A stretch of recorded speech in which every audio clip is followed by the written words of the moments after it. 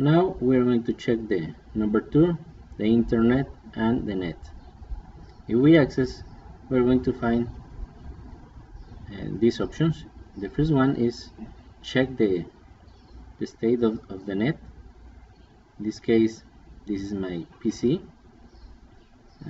the wireless service of Telmex, and I'm connected to internet.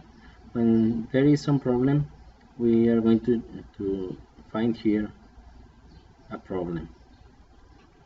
Now let's go back. Here, internet options, we can change the initial page, in this case for Internet Explorer. We can change to another one, like the mail, like Facebook, whatever you want. Or we can go and check another kinds of settings, in this case security, privacy, content, child protection, advanced options, programs. Here we can establish Internet Explorer as predetermined.